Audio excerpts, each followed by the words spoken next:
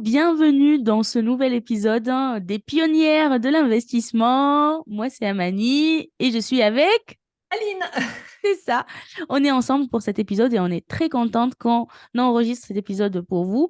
Et surtout, en fait, si vous voulez nous voir en vidéo, n'hésitez pas à aller voir l'épisode sur YouTube. Vous pouvez voir nos têtes. Que dirais-je, Aline? On ne peut pas commencer cet épisode après la bande-annonce qu'on a fait il y a 2 semaines. Et ben, en fait, de remercier toutes les personnes qui ont partagé notre podcast et qui nous ont félicités pour ça. Je tiens à dire merci à Bourama, merci à Bertrand, Barek, Florette, Dimitri, Nico, Kevin, Vincent, Tonton Elder, les gentlemen, Romain, Adeline, Stéphanie, Maxime, Nadia, Fabienne, Edouard et Montreux et vous. Alors, en fait, et la liste, elle est vraiment longue. Merci, merci, merci. Ça nous fait énormément plaisir. Et c'est grâce à vos retours qu'on va encore améliorer ce podcast. Et en même temps, n'hésitez pas à nous laisser un petit 5 étoiles si vous voulez. Ça fait référencer le podcast. Mais aussi des commentaires sur YouTube ou sur d'autres plateformes où vous pouvez laisser des commentaires. Ça nous fera énormément plaisir. Et surtout, vos retours constructifs et en même temps des sujets que vous voulez qu'on aborde au fur et à mesure dans notre podcast.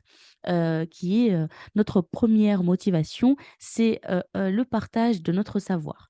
Je tiens aussi à remercier Aude et Delphine qui nous ont laissé des gentils commentaires sur YouTube. Et pour les personnes qui veulent voir la vidéo, nos têtes et en même temps comment on enregistre le backstage de la chose, ils peuvent voir directement la vidéo de ce podcast et celui qui le précède directement sur YouTube. Papa, papa. Voilà, assez de parler par rapport à ça, mais c'est une petite introduction que nous, ça nous tient à cœur de remercier toutes les personnes qui nous ont fait confiance. Du coup, voilà, n'hésitez pas à nous laisser vos avis par rapport à cet épisode. Et cet épisode, on va parler de quoi, Aline? on va parler de l'énergie, puisqu'en ce moment, on est vraiment en plein dedans. Et puis, pour la petite anecdote, moi, je suis sous la neige aujourd'hui. Ah, On risque peut-être d'avoir des coupures d'électricité. et c'est ça, en plus, cet Ouais, ouais. hiver, ça va un Ça va, peu piquer, c'est le ça nerf va de un petit la... peu De la... piquer à tout niveau. Ouais. Moi, je l'ai déjà ressenti au niveau professionnel. Il y a 1 an et demi, j'ai eu un petit peu du nez, je ne sais pas pourquoi. J'ai renégocié mes contrats EDF, parce qu'il faut savoir que quand on est une société, on ne peut pas avoir des tarifs fixes comme ce que vous avez avec EDF qui a été voté par rapport à la hausse énergétique. Donc, il y a 1 an et demi, j'ai pu renégocier et donc j'ai bloqué mes tarifs pour 2 ans. Et la semaine dernière, j'ai reçu un estimatif de si je n'avais pas renégocié les tarifs, je serais à plus 65%. Donc, c'est un truc, je sais d'ailleurs comment les entreprises qui sont des très gros consommateurs d'énergie vont s'en sortir. C'est énorme. Voilà. Bon, l'État vient de mettre en place des aides. Il va falloir que je travaille un petit peu Waouh. là-dessus. Ouais, c'est un truc de fou. Waouh. Voilà. Mais donc après, ça m'a fait un petit peu une piste de réflexion. Je me suis dit, mais comment je vais faire par rapport à l'IMO? Comment est-ce qu'on va faire par rapport au colloque? Parce qu'on est pas mal à être concernés. Par rapport à la LCD, où là, les gens font vraiment pas attention du tout. La semaine dernière, on est monté dans un appart et la température intérieure de l'appart était à 31 degrés. Et la femme de ménage n'avait pas pensé à éteindre alors qu'il n'y avait personne dans l'appart. Et d'ailleurs, pour la petite anecdote, en fait, dans la LCD, on peut vous faire des épisodes et des épisodes hein, avec les Ah oui, LCD. ce qui nous arrive. Et ça, c'est sûr. Et tu sais, nous, on a eu une fois la gentillesse d'un voyageur qui nous dit, bon, ben, c'est bon, en fait, on est sorti, ça s'est très, très bien passé. On a laissé les fenêtres ouvertes pour aérer l'appartement avant que le prestataire de service arrive. Le prestataire de service arrive, ben, en fait, il a laissé les fenêtres ouvertes en plein hiver et les chauffages à fond. Du coup, voilà. Ouais, En c'est fait, c'est bien, mais parfois, en fait, même si on envoie des messages, même si on répète, en location courte durée, ben, en fait, on peut avoir des personnes qui sont pas du tout écolo ou bien qui sont pas du tout attentionnées par rapport à cela. D'où le fait qu'il faut trouver, on va dire, des solutions alternatives par rapport à tout ce volet, on va dire, qui est pas top de la LCD. Sinon, Aline, je reprends. Moi, je vais faire un peu, tu sais, comme si je suis la personne en face qui apprend. Je me mets à la place de nos auditeurs et auditrices. Très bien, on commence par ce volet. Si on est en société, on négocie les contrats. Quel point on négocie dans les contrats d'électricité? Eh ben, on n'a pas trop le choix. C'est donc quand tu es un particulier, tu peux, jusqu'à maintenant, moi je l'avais fait pour moi, j'avais pris pas mal de contrats chez Total Direct Energy parce que la consommation était moins importante, le prix unitaire était moins important, l'abonnement était un peu plus élevé. Mais sur l'année, on faisait quand même des économies. Voilà. Et d'ailleurs, ce qui est en train de se passer en ce moment, comme l'État a remis en place pour EDF des tarifs réglementés, eh ben, tout le monde quitte les Total Direct Energy, les sous-traitants d'énergie, pour revenir vers EDF. Et moi, je l'ai fait, j'ai commencé la semaine dernière, et comment dire, le logiciel était complètement saturé. Il a fallu qu'on s'y reprenne à 2 fois. J'ai transféré des LCD, 2 LCD que j'ai transférés, voilà, pour limiter la hausse énergétique. Où là, on a un petit peu la main mise dessus pour suivre nos consommations, parce que ça fait partie de nos frais en comptabilité. Et il faut arriver à mieux les maîtriser parce qu'on ne peut pas augmenter les tarifs. Donc, pour quand même à garder notre même marge, il faut qu'on mette en place des solutions. Voilà, donc pour l'instant, j'ai mis ça en place. Je verrai sur le long terme la différence énergétique que j'aurai. Très bien, très bien, très bien. Et en termes de contrat pro, tu as mis en place les contrats réglementés? Alors, au niveau de ma structure de mon poste de DAF, je suis partie avec Gaz et Chim où j'ai des tarifs bloqués jusqu'en 2024. Donc, j'espère que d'ici là, la crise énergétique se sera un petit peu tassée, qu'on sera revenu à des prix corrects. Mais il faut savoir que tu as certaines sociétés qui ont préféré arrêter de fabriquer parce que ça leur coûtait trop cher. Parce qu'il faut savoir que quand tu es une société, tu as des tarifs d'été et des tarifs d'hiver. Et qu'une société, je crois, qui fabrique des fours, des choses comme ça, ils ont préféré ne pas produire plutôt que de travailler. Ils ont arrêté carrément le site de production. Voilà. Et C'est après, il y a bien. je me souviens plus d'une taxe qui est votée par l'État, il y a pas mal de gens qui sont montés auprès du ministère pour essayer de la faire bloquer. Je me souviens plus du nom de cette taxe, ça me reviendra. Voilà. Enfin, c'est un gros souci énergétique. Voilà. Oui, oui, oui. En fait, c'est un peu le nerf de la guerre aujourd'hui, hein. On le Ouais. voit.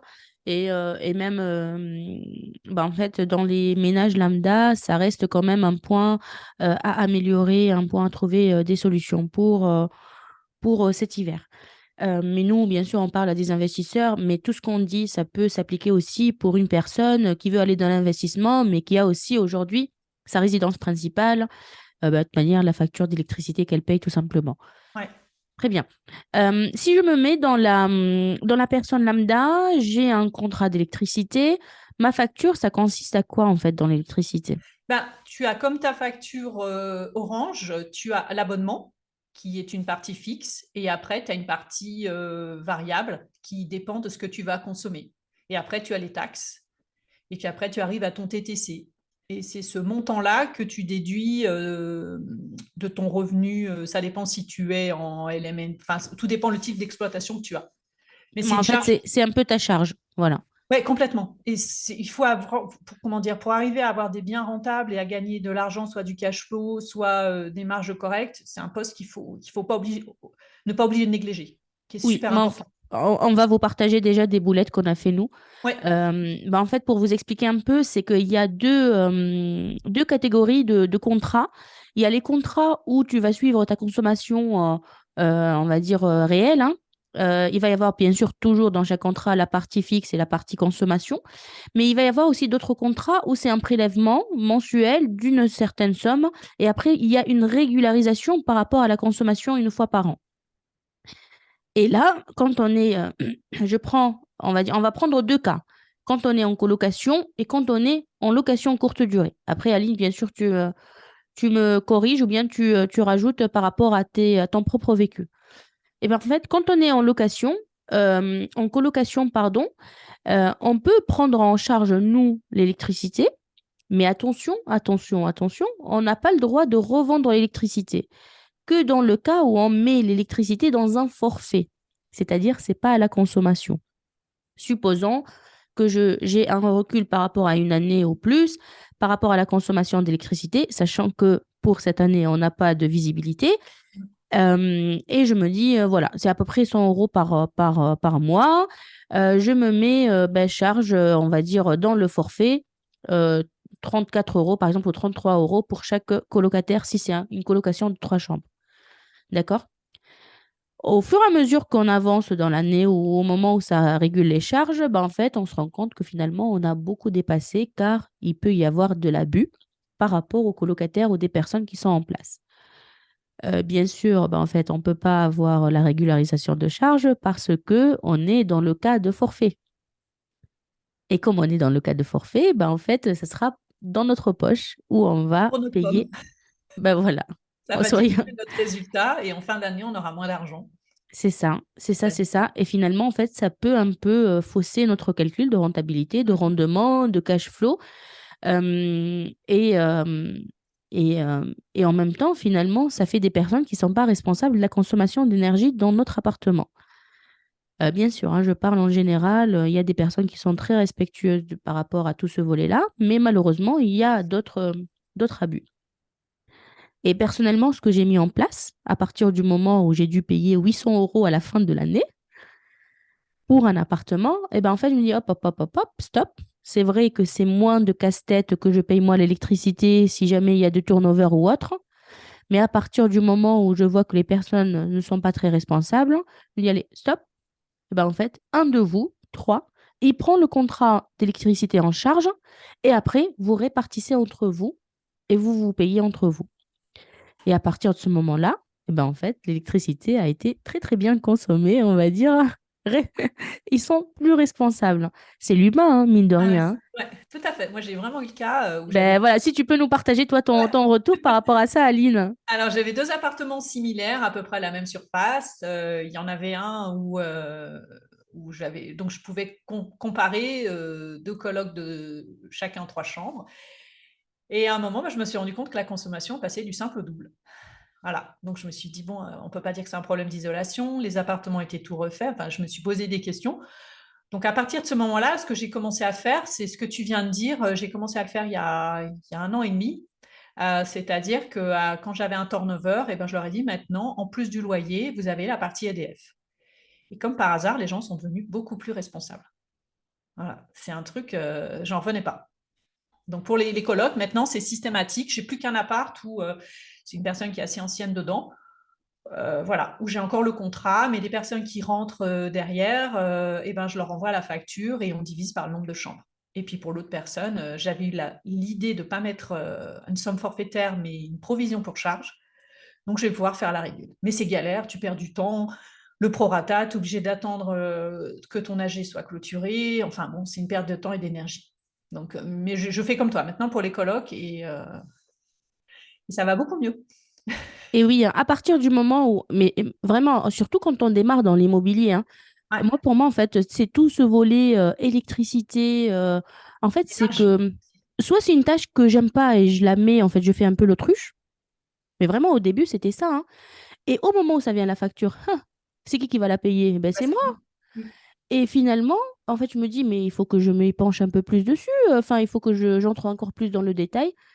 C'est vrai que c'est moins de casse-tête quand c'est nous qu'on paye, ça minimise, on va dire, le va-et-vient et le calcul et tout ça. Par contre, quand à la fin de l'année, je me retrouve avec 800 euros, 1000 euros à payer, en fait, non, non, non, je suis désolée, ça fait un peu, en fait, impacté et surtout, c'était pas du tout prévisible, hein. D'ailleurs, dites-nous, est-ce que vous avez eu des cas comme ça quand vous avez démarré? Et nous, on parle peut-être là, en fait, je pense qu'il y a beaucoup qui vont écouter en même temps, ils vont rigoler. Ah oui, j'ai été dans ce cas aussi. Ouais. Mais c'est normal. On va dire, il faut des coups comme ça pour apprendre au fur et à mesure. Et autre chose, moi, en fait, je me rappelle autre chose que j'ai eu une boulette comme ça, c'était, j'ai mis en place un compteur. Je me dis, bon, ben, ok, vous êtes en chantier, c'est pas grave, je vous mets pas une grande puissance, ok, ça va. Et après, en fait, je passe en location et je pense pas à changer. Je leur dis, ah, mais je suis plus en chantier, je suis en location. Et là, pareil, en fait, hein, là, ça monte exponentiellement la consommation. Et comme c'est une location, en location courte durée ou bien en location meublée ou colocation, je pense pas à vérifier. Je fais à peu près, surtout quand j'ai pas de prévision, de prévisionnel par rapport à la consommation du bien. Je viens de le mettre en location. Et pareil, en fait, à la fin de l'année, je peux avoir une régule qui pique hein, de la part du fournisseur d'énergie. Après, ce qui peut être bien aussi, c'est que l'avantage des compteurs Linky, c'est que tu peux suivre au mois le mois. Et sur ton espace EDF, là, il faut que je me penche là-dessus, il faut que j'avance un petit peu là-dessus. Tu peux avoir un peu ton espace où j'ai pu remettre à peu près toutes les différentes structures sur lesquelles j'exploite de l'EDF. Et tu peux suivre un petit peu, faire un petit peu une alerte pour les gens en leur disant attention, là, ça consomme un petit peu, mais c'est jamais très agréable. Et pour revenir, les colocataires, quand je leur ai dit maintenant je fais comme ça, ils m'ont tout de suite dit ah ben non, on a peur que ça fasse des histoires entre nous. Toi, ils en voulaient pas. Ils trouvaient ça beaucoup plus simple que ce soit moi qui règle les factures. Mais je suis contente d'avoir anticipé parce que là, avec ce qui est en train d'arriver, au moins là-dessus, on peut un petit peu intervenir et un petit peu éviter Tout le à fait. dérapage. Voilà. Mais tout le monde n'est pas comme ça. Mais je me suis rendu compte que, tu vois, d'un appart, de deux appartes, entre l'un et l'autre, on passait du simple au double en consommation. Oui, oui, oui, oui, clairement. Surtout, J'en revenais pas. Je pensais pas qu'on pouvait s'en foutre autant. Et ah oui, après, j'ai eu oui. le même souci avec le ménage, où on expliquera une autre fois comment on gère le ménage dans Mais les apparts. ça, on le traitera dans une Comment autre, j'ai dans trouvé un la autre. solution pour pas que la femme de ménage, j'en ai deux qui m'ont pété dans les doigts. C'est Voilà. ça. Moi aussi, On j'ai a trouvé des une solution. expériences. Tout à fait. L'expérience, hein, de toute façon, c'est comme ça qu'on avance. Mais On clairement, s'améliore. clairement, clairement, clairement. Après, quand elle disait, Aline, c'est qu'on peut suivre en temps réel, mais on peut suivre à la demi-heure près, hein. Nous, aujourd'hui, surtout les locations courte durée, on les suit à la demi-heure près. Comme ça, on a la consommation réelle et on peut, vraiment, désolée pour ma voix, hein, on peut suivre vraiment en temps réel la consommation. Tu peux nous partager une astuce, un tips pour la location courte durée, Aline? Alors, la location courte durée, donc, on fait de la LCD en montagne, donc température assez froide. On n'est pas dans le sud comme toi à Manille. Donc, nous, le poste EDF est un poste super important. Et là, on est dans une résidence où il n'y a pas de compteur individuel. Voilà. C'est-à-dire que on paye au tantième l'EDF. Et la semaine dernière, il y a 15 jours, la CoPro nous a envoyé le syndic en nous disant qu'il fallait s'attendre à ce que les charges de CoPro soient multipliées par 3. Voilà, donc par 3. Donc ce que j'ai Là, ça fait, pique. là ça pique. Donc ce que j'ai fait, c'est que j'ai tout de suite augmenté les tarifs. J'ai mis, je trouve, des prix un petit peu indécents pour essayer de retrouver, mais je verrai en fin d'année ce que ça va donner. Et puis j'ai commandé un boîtier où on va pouvoir suivre. Il faut que je vois avec mon mari comment l'installer pour un petit peu sensibiliser. Et dans mes messages d'accueil, je vais le mettre, hein, comme on leur demande d'enlever les draps, de vider les poubelles, et ben je vais rajouter à votre départ de bien penser à diminuer, à couper le chauffage s'il n'y a pas de location derrière, à diminuer la température. Oui, c'est un très bon point, Aline. D'ailleurs, nous aussi, pareil, on fait beaucoup de locations courte durée. C'est vrai, on est dans le sud, mais quand même, il y a l'utilisation du chauffage. Tu sais, ils sont plus Ouais, frileux ici, hein. ouais. Du coup, eh ben, en fait, nous, ce qu'on avait mis, on a remarqué déjà dans le message de check-out, quand on met que, voilà, s'il vous plaît, bien sûr, de laver la vaisselle, de sortir la poubelle, on met en gras, orange, rouge quand on est dans la période d'hiver on sait que les personnes, ben, en fait, ils vont allumer les chauffages. Ben, on leur dit que, voilà, merci de ne pas oublier d'éteindre les chauffages. Et voilà, on a remarqué que quand on a mis ce message-là en gras et en rouge, eh ben, les personnes, ils jouent le jeu. C'est bien. À part, bien sûr, les cons. Ouais, ouf. Toujours, il y a des oublis ou il y a des... Voilà. Et les Américains, moi, ils disent jamais les consignes, hein. Je leur envoie des messages d'arrivée et ils sont devant la porte. Ah, selon, bien sûr, La selon les nationalité. Et je trouve touristes qu'avec viennent d'où? Les Américains, ils sont un petit peu pros de ne pas lire les consignes. Ou alors, je ne pense pas qu'elles soient mal faites. Si c'était le cas, tout le monde arriverait devant la porte et n'arriverait pas à rentrer. Mais les Américains, ouais, c'est. Oui. Et ce qu'on leur dit aussi, on leur dit que voilà, n'hésitez pas à nous envoyer un message quand vous partez. Parce que nous, c'est vrai, le départ jusqu'à midi. Mais si jamais ils partent, par exemple, à 8 heures ou bien 10 heures, que le prestataire il peut passer directement derrière, au moins lui, il pourra éteindre éteindre le chauffage. Et aussi, le boîtier dont elle vous parlait, Aline, c'est un boîtier intelligent, c'est un thermostat qui peut être connecté, mais attention, selon les radiateurs que vous avez. Mm. Selon est-ce qu'ils sont, c'est plutôt une nouvelle génération, est-ce que c'est plutôt électrique, gaz? En fait, il y a plusieurs, il y a un tas sur le marché. Il y a ceux qui sont même commandés à distance. Et ça, c'est pas mal. Parce qu'on peut quand même voir l'évolution. Parce que quand même, même quand vous êtes dans l'appartement et que vous mettez à 28 ou bien à 25, 26, moi, je trouve ça, c'est énorme, quoi. C'est pas grave si on se balade avec un sweat ou bien avec un pull dans l'appartement, mais après, toujours selon les locataires qu'on a. Il y a des locataires qui sont sympas, d'autres pas forcément, on va dire sympas, hein, qui jouent le jeu, je veux dire, hein. Euh, du coup, c'est un peu ce volet-là qu'on a mis en place J'essaie de... pour contourner. Excuse-moi de te couper, j'essaie de te retrouver le nom que j'ai commandé. Oui, en fait, sinon, ce qu'on pourra faire, hein, on va vous le mettre en lien sous le podcast. Et comme ça peut, on va dire, limiter. Parce qu'on est là, quand on est des entrepreneurs, hein, investisseurs immobiliers, on a un peu ce volet, on a une expérience, si vous voulez, un problème. Et le but, c'est de trouver des solutions derrière. Du coup, si on récapitule par rapport à ce nerf de guerre aujourd'hui, l'énergie, la première chose, c'est d'aller négocier vos contrats, de mettre en place les contrats réglementaires et aussi des contrats où vous suivez votre consommation réelle, pas de mensualité. Deuxième chose, c'est en même temps, si vous avez des colocations, d'essayer d'être dans la prévision par rapport aux charges qu'il va y avoir, ou bien tout simplement de mettre en place l'électricité à la charge de vos locataires. Si on est en location courte durée, c'est un peu de sensibiliser les personnes et d'envoyer des messages par rapport à la consommation et aussi par rapport aux radiateurs et surtout quand ils partent, qu'ils éteignent les radiateurs. Et en même temps, vous pouvez mettre en place des thermostats intelligents, comme ça vous pouvez piloter à distance vos radiateurs et ça pourra, on va dire, bien optimiser nos factures et nos charges, parce que finalement, c'est un poste qu'il ne faut pas négliger par rapport aux charges de la location ou la location courte durée. Et quand vous êtes en chantier, n'oubliez pas, quand vous passez en location, de changer, d'évoluer le contrat et la consommation pour Et des, éviter les surprises. et des fois, tu sais, tu as des bugs. Là, je viens d'avoir sur un appartement un jeune qui est rentré. Donc, je lui dis, ben, faut prendre votre contrat EDF à votre nom. Il m'envoie plusieurs messages et il me dit, j'ai toujours pas reçu de facture. Bon, pas de problème. Il est resté une année sans avoir de facture. Et la semaine dernière, je contacte Enedis puisqu'on avait une nouvelle personne. Je lui donne les coordonnées du nouveau locataire, enfin, de l'ancien locataire qui avait déménagé, qui était parti sur Lyon. Et il m'a dit, de toute façon, on ne le refacturera pas, c'est dans les pertes et profits. Donc voilà, un petit peu, ça va sur nos impôts. Il m'a expliqué, il m'a dit, ça arrive de temps en temps parce que pour nous, ce compteur était coupé. Il a fonctionné pendant une année. Pendant une année, les trois locataires n'ont pas eu, n'ont pas payé de facture sur l'année et ils n'en payeront pas. C'est beau nos impôts, hein. Voilà.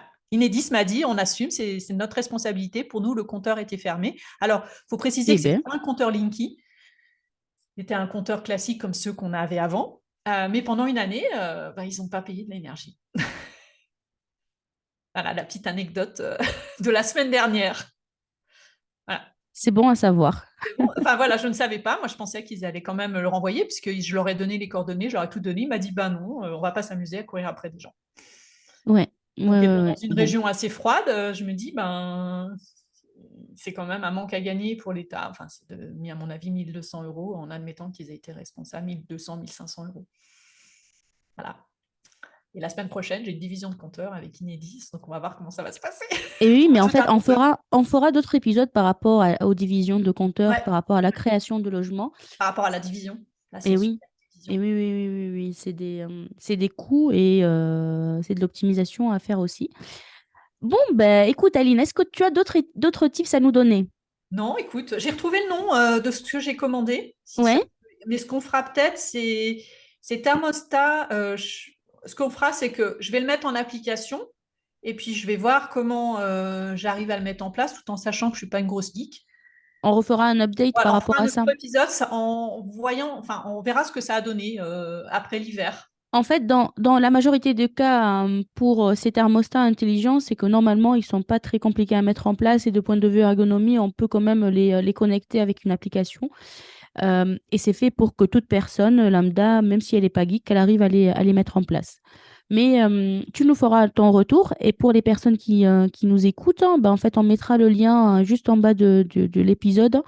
Comme ça, vous pouvez aller voir. Et peut-être qu'il y a des investisseurs aguerris parmi nous qui ont mis Ouais, en place d'autres solutions. N'hésitez pas à nous les partager en commentaire ou bien nous envoyer un mail. Et comme ça, en fait, ça fait un partage magnifique de solutions qu'on vous partagera en début du prochain épisode. Bon, on arrive à la fin de cet épisode, hein. Le nerf de la guerre, hein, c'est l'énergie. Mais ne vous inquiétez pas, on a trouvé des solutions pour, hein, et il n'y a pas de raison. C'est pas ça qui va nous non, dire non, l'investissement chaque problème, il y immobilier a une n'est pas solution. bien. Non, on On passe quand même essaye à de trouver. l'action. On trouve la solution. Et c'est ça, c'est ça, c'est ça. On passe quand même à l'action, on met en Toujours. place les choses. Et c'est pas ça qui va arrêter un investisseur, hein. Et c'est de l'optimisation, comme elle a dit Aline. C'est des petites choses à mettre en place. Je vous avoue d'appeler les fournisseurs d'énergie, de rester avec une musique pendant 10 minutes et en même temps un conseiller lambda et après un conseiller bêta et après voilà. Mais bon, c'est des choses qu'il faut mettre en place, une demi-heure et après c'est fait. Et on en parlera dans un prochain épisode par rapport à tout ce tralala aussi de tout ce qui est Internet dans les logements. Ouais, ouais. Alors ça, Internet, c'est encore autre chose. Ça, c'est encore autre chose, tout ce qui est Mhm. raccordement. Mais bon, ça fait partie de la vie d'un investisseur. Il vaut mieux le prendre avec sourire. Si Et vous nous voyez en vidéo, on sourit quand même, hein.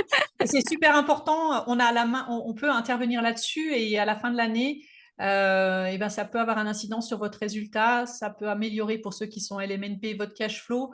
Donc, faut pas prendre les choses, faut essayer de l'anticiper et pas attendre la fin de l'année, notamment surtout ceux qui sont en facture annuelle. Alors là, ça, ils vont pas comprendre. Et C'est surtout, super n'oubliez important. pas, tout ce qui se mesure s'optimise et s'amplifie. Voilà, oui, tout à fait. Et c'est comme ça qu'on progresse. Exact. Exact, exact.